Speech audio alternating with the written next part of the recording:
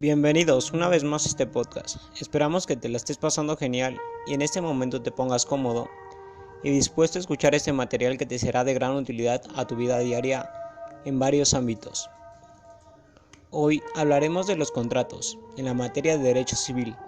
Hablaremos del concepto del convenio y contrato, elementos de existencia de los contratos, requisitos de validez de los contratos, clasificación de contratos, contratos de transmisión de dominio, contratos de transmisión de uso, contratos de custodia, contratos de prestación de servicios, contrato de gestión colectiva, contratos de garantía, contratos de adhesión. Hoy nos basaremos en contratos Cátedra del Derecho Civil del Dr. Federico Videla Escalada. Bueno, empecemos por definir qué es un convenio y qué es un contrato. Convenio. Convenio, en el sentido más amplio, es el acuerdo de dos o más personas para crear, transferir, modificar o extinguir obligaciones y derechos. El convenio se diferencia del contrato. En este se plasman dos o más voluntades solo para producir o transferir obligaciones y derechos para las partes que lo celebran. Es el acuerdo de dos o más personas para crear, transferir, modificar o extinguir obligaciones. Artículo 1972 del Código Civil para el Distrito Federal. Las definiciones doctrinales coinciden que en la estípula del ordenamiento civil es pues un género particular de actos jurídicos en el que ese acuerdo de las voluntades tiene por objeto un interés jurídico, referido a la transmisión, modificación, creación, extinción de derechos y obligaciones. Los contratos son una especie de este género. Los convenios son más comunes de los que te puedes imaginar. Por ejemplo, un acuerdo de renta donde participan dos partes. En la primera, la persona que rentará un bien suyo, ya sea para algún fin, y la otra persona para utilizarlo en lo que él piensa. En un convenio, esto es un convenio, ya que dos partes aceptan los derechos y obligaciones que dará este acto, como la persona pague a tiempo su mensualidad en orden y la persona que esté rentando su bien acepte el pago en cantidades fraccionarias. Otro ejemplo es cuando uno de nosotros va a pedir trabajo. Aunque existen veces que no firmamos un papel y es solo un acuerdo de palabra, esto pertenece a un convenio y también encierra derechos y contrae obligaciones. Contrato. Un contrato es un acuerdo de voluntades que crea o transmite derechos y obligaciones a las partes que lo suscriben. El contrato es un tipo de acto jurídico en el que intervienen dos o más personas y está destinado a crear derechos y generar obligaciones. Se rige por el principio de autonomía de voluntad, según el cual puede contrarse sobre cualquier materia no prohibida. Los contratos se perfeccionan por el mero consentimiento y las obligaciones que nacen del contrato tienen fuerza de ley entre las partes y contrapartes. El contrato siempre está sujeto a la ley, pero un convenio no necesariamente está sujeto a esta. Uno de los elementos fundamentales del contrato es el consentimiento en general. Videla nos dice: para que un contrato exista, es necesario que haya un acuerdo de voluntades de las partes que lo celebran. Este acuerdo de voluntades se denomina consentimiento, dado que sin él no hay contrato. Debemos considerarlo como un elemento constitutivo del mismo, e indudablemente es más característico de la especie de actos jurídicos que estamos analizando el contrato. Esto nos lo dice en la página 4. Esto es más que obvio, ya que tú como persona no vas a firmar algo que no estés de acuerdo o te perjudique. Creo que es algo lógico. Videla nos dice en la página también 4. El contrato implica la integración de dos voluntades inicialmente distintas, opuestas, pero estas llegan a una coincidencia, pues al combinarse cada una de ellas encuentran su satisfacción. Es indispensable que esas voluntades se comuniquen, por ello ambas son declaraciones receptivas. El intercambio de ambas llevará a un acuerdo y la armonización integradas.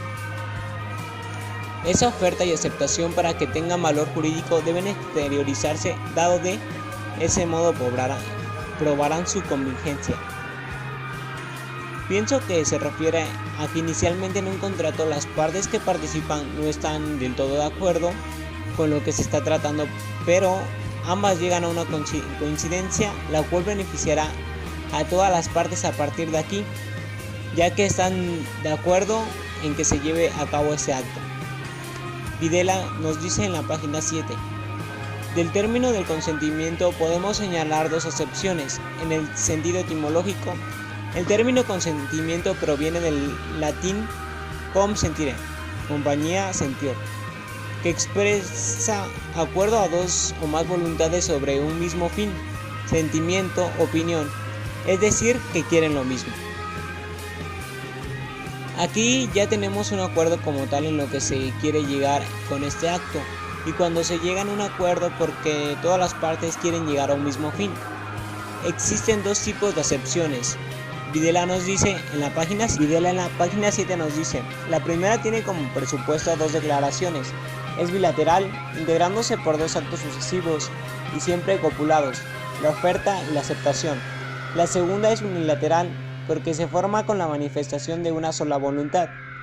Admitir este concepto lleva a hablar de un mutuo consentimiento, expresión que consideramos reanudamente porque el consentimiento por sí solo ya de la idea que es mutuo.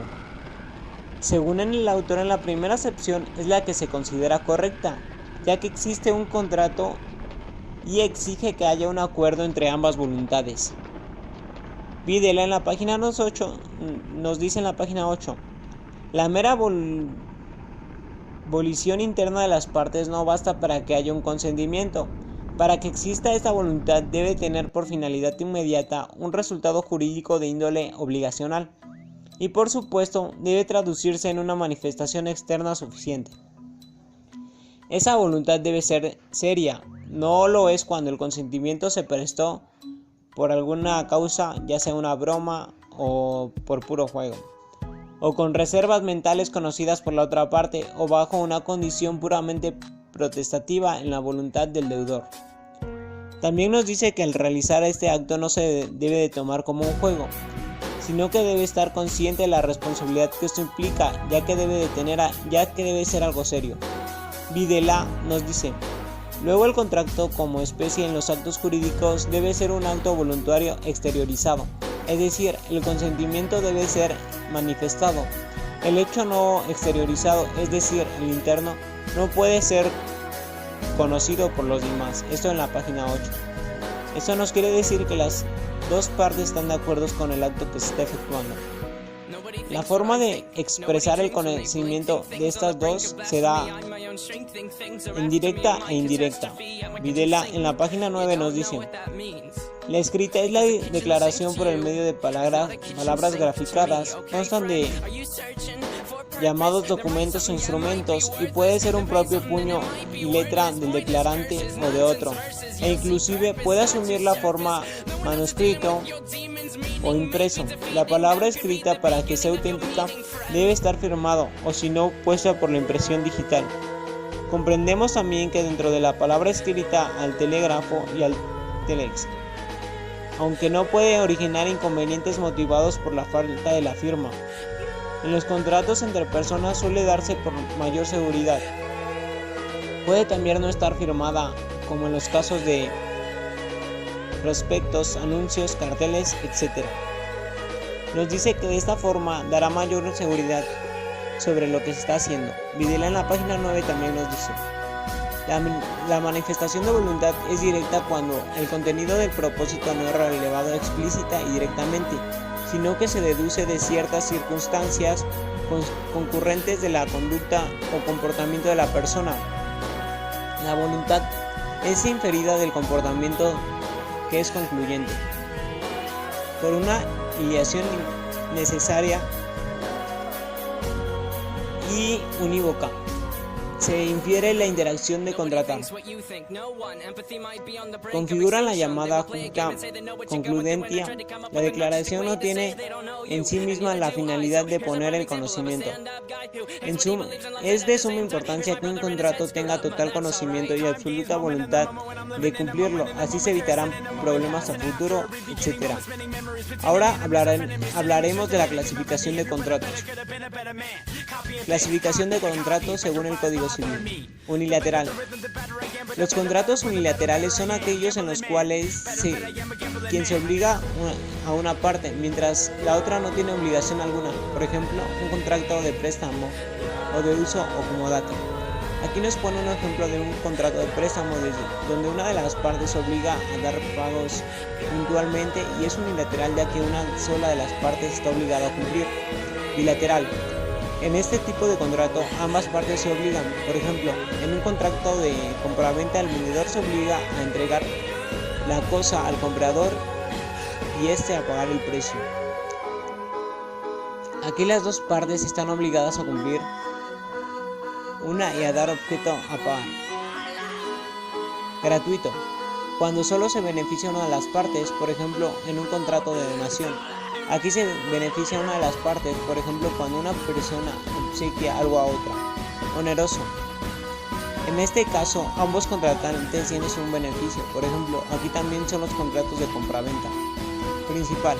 Un contrato es principal cuando no depende de otro para existir. Este es el caso del contrato de arrendamiento. Accesorio. Depende de otro para poder existir. Contrato de prenda que se da para garantizar el pago de un préstamo. Real. El contrato es real cuando se necesita su validez, la tradición de la cosa. Solemne. Cuando se requiere que se cumplan ciertas formalidades establecidas en la ley. Consensual. Cuando se perfecciona por el solo consentimiento de las partes. Conmutativo. Cuando una de las partes se obliga a hacer algo equivalente a lo que otra parte va a hacer. Aleatorio. Cuando se trata de algo incierto o que depende del azar. Para César Montero Serrano, los contratos traslativos de dominio son contratos donde se transmite el bien y la transmisión de la titularidad de los derechos sobre el mismo se tienen, siempre bajo la perspectiva de que las partes concertantes cumplan con lo que se les incumba obligacionalmente. Chirino, en la página 117 de su libro, nos dice: el contrato de compraventa es aquel en una de las partes se llama vendedor, se obliga a transferir la propiedad de una cosa o de un derecho en otra llamada comprador, quien a su vez se obliga a pagar por ello un precio cierto en dinero. Uno de los contratos de transmisión de dominio es el contrato de compraventa, ya que se transfiere la propiedad a otra persona y gracias a esto se recibe dinero. Chirino, en su libro del 2007, nos dice: el contrato es de permuta, es por el cual los permutantes se obligan recíprocamente a intercambiar el dominio de una cosa por otra. Esto nos lo dice en la página 57. Aquí la permuta se refiere a un contrato de transmisión de dominio, ya que se intercambia una cosa por otra. De Pina nos dice en la página 257 de su libro, en el 2006. La donación es un contrato por el cual una persona transfiere a otra una parte o totalidad de sus bienes. La donación también pertenece al contrato de transición de dominio, ya que una persona cede a otra los derechos y obligaciones en su totalidad de algún bien sin recibir algo a cambio. Bueno, enseguida les hablaré del contrato de transmisión de uso. ¿A qué se refiere? Bueno, en este tipo de contratos no se transmiten los derechos inherentes a las cosas. ¿Qué quiere decir eso? Que únicamente se permite el uso momentáneo de la misma para su disfrute mediante el pago de una renta, como en el del arrendamiento, o sin pago como el del comodato. ¿Cuál es el caso de arrendamiento de muebles? Bueno, de ser un contrato de índole privado pasó a ser de un orden público, debido a la cantidad de normas con este carácter que poco a poco han ido mermando la libertad contractual. Desde el momento en el que el arrendatario suscribe el contrato, queda protegido por normas de orden público y principios de orden político. Y en el del contrato de comodato, bueno, su finalidad es el uso temporal de la cosa en beneficio del comodatario, sin que este beneficio se extienda al aprovechamiento de los frutos y accesiones de la cosa prestada. ¿Y alguna ley normaliza estos contratos? Por supuesto, es definido en el artículo 2398 del Código Civil como aquel en virtud del cual las partes contrantes se obligan recíprocamente a conceder el uso o goce temporal de una cosa y a pagar por un precio determinado. ¿Y quiénes intervienen? El primero es el arrendador, que es la persona que confiere el uso o goce temporal de una cosa suya. El segundo es el arrendatario, quien recibe la cosa para su uso o goce obligándose a pagar un precio que generalmente es dinero, pudiendo ser también en especie. Existen 3 clases de arrendamiento. El mercantil, que de conformidad con el artículo 75 del Código de Comercio en su fracción primera establece que son todos los alquileres que tenga el propósito de especulación comercial, o sea, actos de comercio como venta de productos o servicios. ¿Cuáles son las características de los contratos de arrendamiento? El pago al que está obligado el arrendatario se denomina renta. Puede consistir en una suma de dinero o equivalente según pacten las partes. El segundo, este contrato es principal, bilateral, conmutativo, formal, instantáneo y nominado. El tercero, el arrendamiento destinado a casa habitación no puede ser menor a 1 año y en los casos del comercio o la industria no puede exceder de 20 años tratándose de inmuebles. Cuando se trata de tierras, el arrendatario no tendrá derecho a la reducción de la renta por motivo de su infertilidad. Cuando se trata de tierras, el arrendatario no tendrá derecho a la reducción de la renta por motivo de infertilidad de la misma. Bueno, enseguida les daré una pequeña y breve conclusión de lo que quiso o quiere decir el contrato de transmisión de uso. Bueno, tanto el arrendamiento como en el comodato existe la transmisión del derecho de uso, goce o disfrute de una cosa. En el arrendamiento, el arrendatario paga un precio que generalmente es dinero, pudiendo ser también en especie. Por su parte, en el comodato también se presta una cosa, pero es a título gratuito, debiendo ser devuelta. Los contratos de prestación de servicios son aquellos que fueron creados para regular nuestras relaciones en cuanto prestemos un servicio o una actividad en beneficio de un tercero. Ahora les hablaré del contrato de custodia. ¿Saben cuál es el contrato por custodia? Se refiere a que es un contrato por el cual el depositante entrega a su guardia un bien inmueble o mueble al depositario, el cual se obliga a custodiarlo cuando se lo pida el depositante.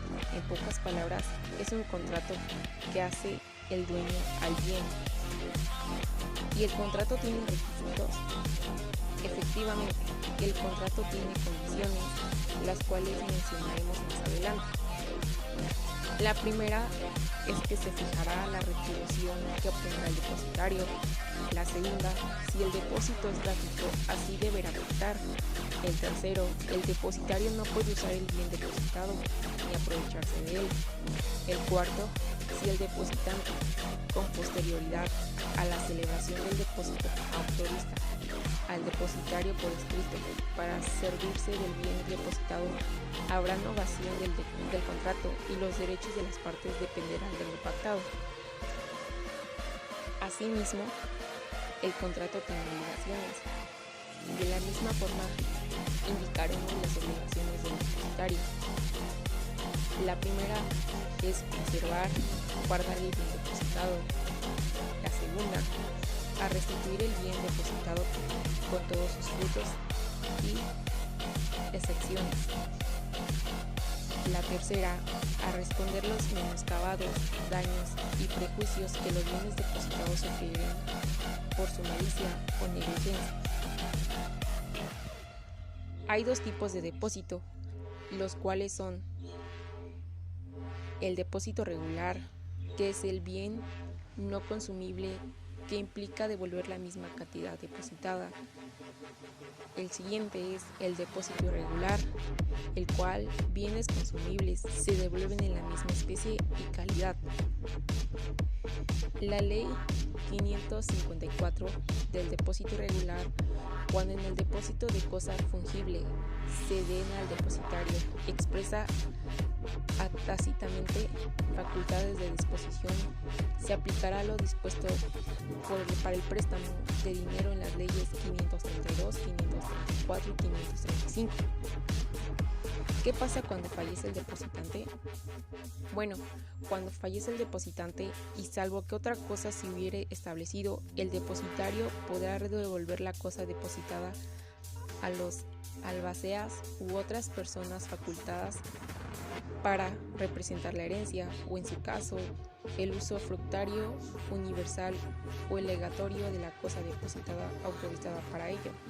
En efecto, de estas personas deberá hacerlo al heredero, y si fueron varios los herederos, a todos ellos conjuntamente o no habiendo acuerdo unánime entre ellos, al contador designado conforme a la ley 345.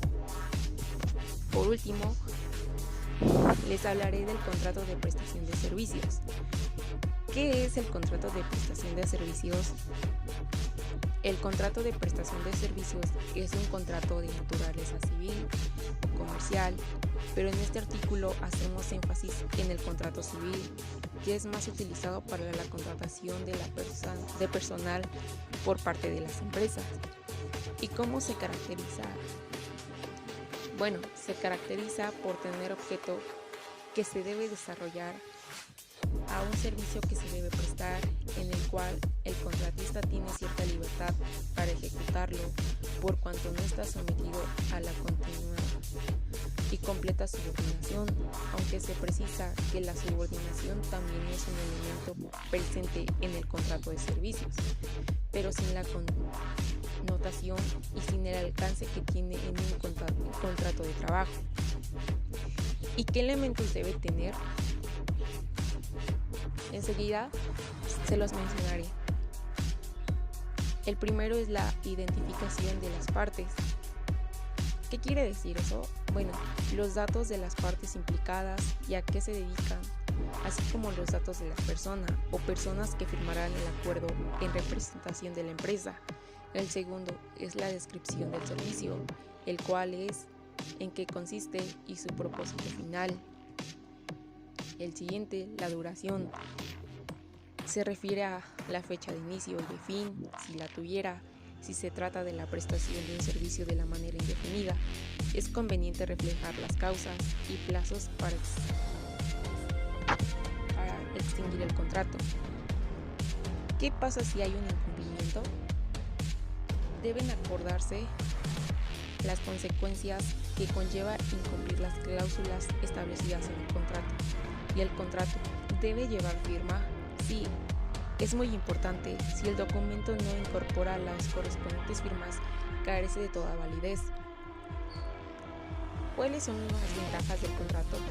Bueno, es que genera oportunidades laborales ocasionales que permiten la empleabilidad rápida y a corto plazo. La segunda, puede utilizar este tipo de contrato cuando en la empresa se den labores ocasionales y que no tienen un tiempo de ejecución determinado, pero sí determinable. Y sus desventajas: no genera ninguna posibilidad de crecimiento, estabilidad ni motivación en el talento humano, debido a que no determina garantías laborales. Si no se maneja adecuadamente, podría crear riesgos profesionales frente a reclamaciones y demandas. Bueno, pues estos fueron los temas los cuales se abordaron.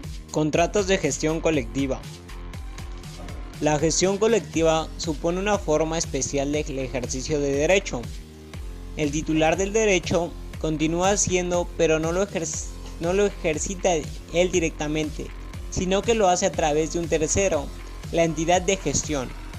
La razón de ser de la gestión colectiva es doble. Facilita al titular la efectividad del contenido del derecho. Facilita al usuario o al obligado el pago y cumplimiento de la obligación legal. Existen dos tipos de gestión colectiva: voluntaria y obligatoria. Excepcional impuesto por la ley en determinados casos, por ejemplo, remuneración por comunicación pública o fonogramas de copia privada. Es aquel que en virtud de dos o más personas se obligan o ponen en común dinero, bienes o industria, con ánimo de partir entre las ganancias. Son elementos esenciales la constitución del fondo común con las aportaciones de los socios y el interno de obtener el lucro partible entre los socios. Por ejemplo, existen empresas con varios socios los cuales aportan bienes a la empresa y al unir estos bienes pueden generar mayores ganancias. Ahí es donde yo pienso que se pueden utilizar este tipo de contratos. El Código Civil nos enseña que existen tres tipos de garantías: prenda, fianza o hipoteca. Fianza es el contrato por el cual una persona se compromete con el acreedor a pagar al deudor. Si este no lo hace, normalmente se utiliza una fianza en el contrato de arrendamiento para que se garantice el pago de la renta por la vigencia del contrato. Es decir, si el contrato tiene una vigencia de un año, la renta está garantizada en ese plazo.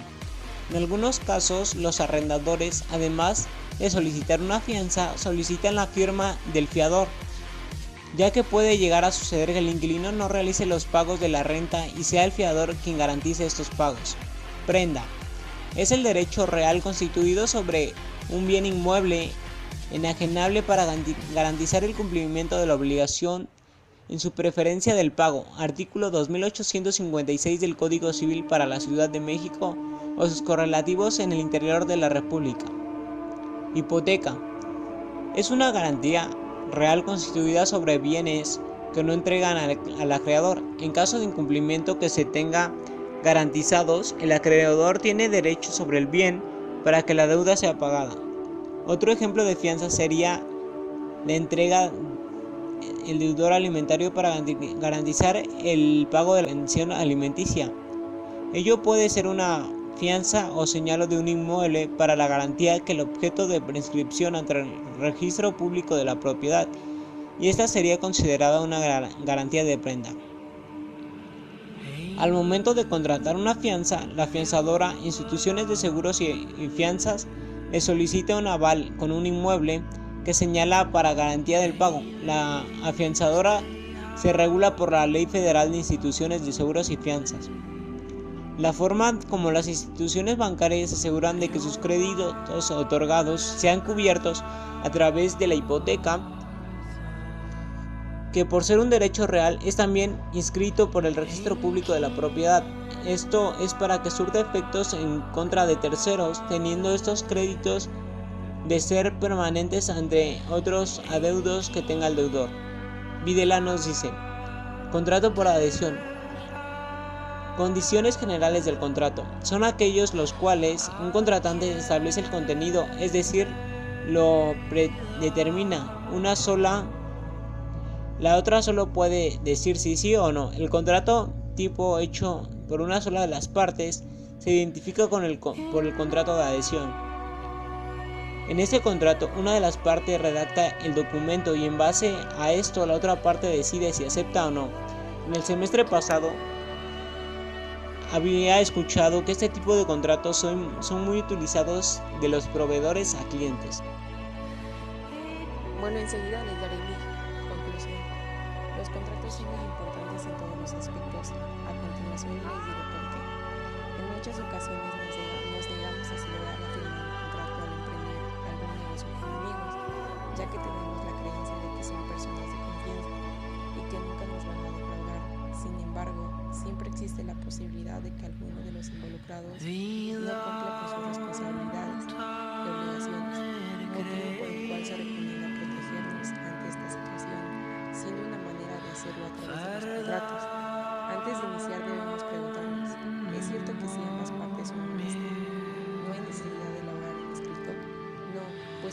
partir de que suponemos que cada una de las partes cumplirá sus obligaciones con la otra. Sin embargo, existe el riesgo latente de que no suceda y que esto pasa en todos los aspectos de la vida cotidiana. Un ejemplo más claro es cuando hacen un contrato de custodia y la parte responsable de la custodia no cumple con su parte. Entonces, ¿son importantes los contratos legales? Sí, claro, que son de mucha importancia en nuestra vida diaria, ya que de esta forma podemos evitar los malos entendidos y conflictos, ya sea en trabajos o en cualquier ámbito en el que se requiera un contrato. Durante esta unidad pudimos aprender cuán grande es la importancia de saber más sobre los contratos y conocerlos un poco más, porque, como dicen una de sus características, esto es algo serio y no es un juego, ya que conlleva una gran responsabilidad al llevar a cabo este acto.